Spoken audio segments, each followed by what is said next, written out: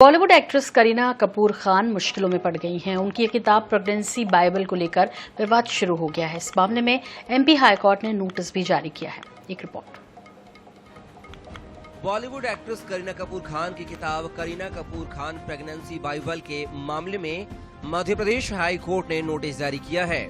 Justice GS Ahluwalia की single bench ने किताब की को author Aditi Shah, Bhim Jiyani, Amazon India और जगरनाट बुक्स से भी जवाब मांगा है। किताब पर धार्मिक भावनाओं को ठेस पहुंचाने का आरोप है। मामले में अगली सुनवाई 1 जुलाई को होगी। हाई कोर्ट में एडवोकेट क्रिस्टोफर एंथोनी ने 2022 में याचिका दाखिल की थी। पहली सुनवाई अगस्त 2022 में हुई थी। तब हाई कोर्ट ने राज्य सरकार को भी पार्टी बनाने के लिए कहा था। बाद में मामला कुछ ठंडा पड़ गया। एंथोनी के कोर्ट में मेमोरेंडम लगाने के बाद 10 मई को सुनवाई हुई।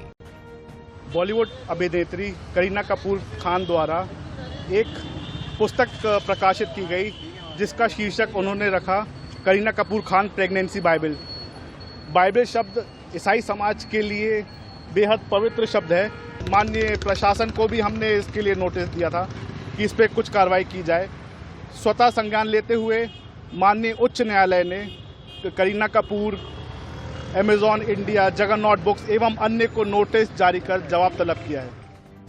करीना कपूर ने 9 अगस्त 2021 को प्रेगनेंसी पर लिखी ये किताब लॉन्च की थी। उन्होंने इस किताब को अपना तीसरा बच्चा कहा था। किताब की लॉन्चिंग पर उन्होंने ऑनलाइन करण जौहर से चर्चा की और प्रेगनेंसी के दौरान जीवन में आए उतार चढ़ावों पर बात की। करीना ने बताया कि पहली प्रेगनेंसी के मुकाबले दूसरी प्रेगनेंसी उनके लिए कठिन रही। अब इसी किताब को लेकर करीना मुश्किल में पड़ गई है।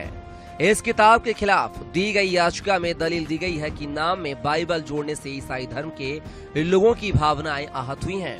बाइबल ईसाई धर्म का धार्मिक ग्रंथ है। ब्यूरो रिपोर्ट के साथ संजय साहू, INS 24/7, जबलपुर। रायपुर के रामकृष्ण केयर अस्पताल में 3 दिवसीय national trauma life support provider course का आयोजन किया गया। इस आयोजन का उद्देश्य गोल्डन आवर्स के सार्थक प्रभाव की जानकारी मुहैया कराना है।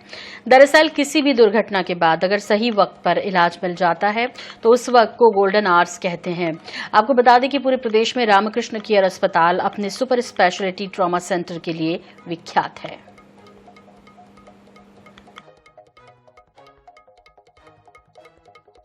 रोड ट्रैफिक एक्सीडेंट होता है, हम उस सीन से मरीज को उठा करके उस मरीज को ट्रॉमा के बाद कैसे उठाना है, कैसे उसके सर्वाइकल को स्टेबलाइज करना है, कैसे उसके स्पाइन को स्टेबलाइज करना, अगर कोई मेजर लिम्ब फ्रैक्चर है तो उसको कैसे स्टेबलाइज करना ताकि उसको और फर्दर नुकसान न हो, और उसके बाद आप मरीज को अस्पताल पहुंचा पाओ। और पहुंचाने के बाद तो जब अस्पताल पहुंचता है मरीज, तो आपके पास अस्पताल में सारी सुविधाएं हैं, तो उस सुविधाओं को भी आपको कितना जल्दी वियर करना, कितना जल्दी उसको मरीज को वो फैसिलिटी मिल जाए, इससे मरीज की जान भी बच सकती है और मरीज को होने वाले नुकसान में भी कमी आ सकती है। ट्रॉमा तो आपको पता है, एक्सीडेंट बहुत सा तरीका सा होता है, और जब भी हम बात करते हैं कि गोल्डन आवर के बारे में, मरीज को 2 तरह का होता है, एक मॉर्बिडिटी और एक मॉर्टेलिटी।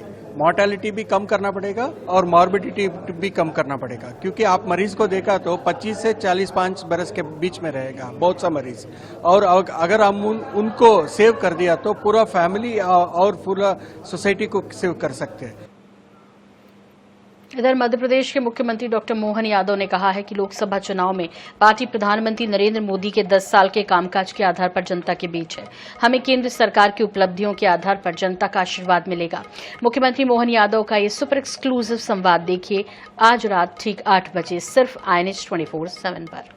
आपके चुनाव में क्या अंतर देख रहे हैं मोहन? एक ऐसे बेदाग नेतृत्व के नाते से मोदी जी 10 साल का अपना शासनकाल चला चुके हैं कि अब हमको तुलनात्मक रूप से केवल मोदी का नाम लेना और जनता अपने आप जुड़ती है। ये अलग बात है कि कांग्रेस और उनके साथ वाले एक हारी हुई लड़ाई का आखिरी दौर में पहुंच चुके हैं। पाकिस्तान के लोग राहुल गांधी की तारीफ कर रहे हैं जी। इसका मतलब क्या हो रहा है कि आप भारत का चुनाव भारत के भरोसे लड़ना नहीं चाहते हो। ये भारतीय जनता पार्टी और नरेंद्र मोदी जी संविधान बदल देना चाहते हैं, 400 से ज्यादा सीटें चाहते हैं। एक बात बताइए, संवैधानिक तौर पर अगर बदलना था तो 10 साल सरकार किसकी रही? अरविंद केजरीवाल कल जेल से बाहर आ निकले हैं, आप लोग घबरा तो नहीं गए?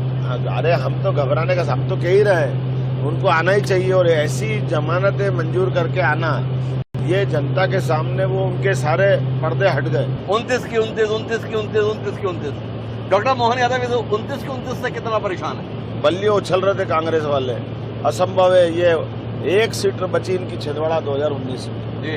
अब की बार वो भी जीतेंगे। आप लगातार कई मंचों से बताते थे, आपके तमाम नेता भी बताते हैं, ये कांग्रेसी तो सत्ता के भूखे हैं, और जिनको कल तक सत्ता का भूखा बताया वो जब आप सत्ता में हैं तो भाजपा में दिखाई दे रहे हैं। कांग्रेस के अंदर जो कार्यकर्ता है जिनका अपना कोई आधार है, वो इस समय का भी सदुपयोग करना जानता है और इस बात को मानता है कि हमारी पार्टी अब इस लायक नहीं रही है कि उसमें राजनीति की जा सके।